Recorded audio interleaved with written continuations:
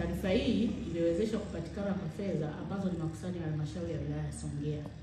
Fedha hizo ambazo ni kiasi cha milioni 9.2 za makusanyo ya mapato katika vyanzo mbalimbali zilikusanywa na mawakala huko katika halmashauri yetu ya wilaya ya Songea kupitia mifumo ya elektroniki na hazikuwasilishwa benki kwa wakati kama taratibu zinavyotaka. Hivyo baada ya TAKUKURU kufanya ufuatiliaji wa fedha hizo ziliweza kuwasilishwa benki kama taratibu zinavyotaka. Kiasi hicho cha milioni 9.2. Ufuatiliaji huu umewezesha pia kuongezeka kwa makusanyo katika halmashauri ya wilaya ya Songea. Wakati sisi tunafanya huu ufuatiliaji tulikuta makusanyo yao yapo chini ya 50%.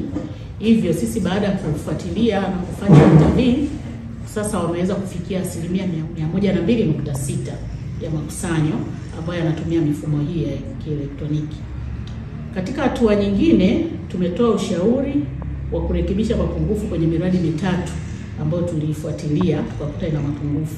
Miradi hiyo ilikuwa na thamani ya milioni 29.9 na mapungufu hayo yalifanywa marekebisho. Miradi hiyo ilikuwa kwenye sekta ya miundombinu, sekta ya kilimo na sekta ya fedha. Pia katika kufanya kazi zetu katika kipindi hiki ofisi iliweza kufanya chambuzi za mifumo 3 pamoja na washa 3 na kuweza kukaa na wadau kwa ajili ya kuwekeana maazimio ya kuziba mianya ya rushwa kwenye hizo washa. Jumla ya maazimio 16 yalifikiwa kwenye hizo washa zetu 3 na ambapo tutafanya ufuatiliaji katika kipindi hiki tunachoendelea nacho tuone yale maazimio utekelezaji wake umefikia wapi.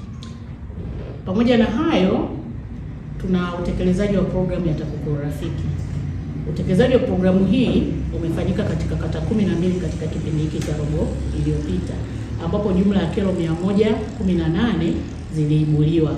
Kati ya kero hizo tumefanikiwa kuzitatua kero 89 na kero 29 zinaendelea kutafutiwa ufumbuzi wake.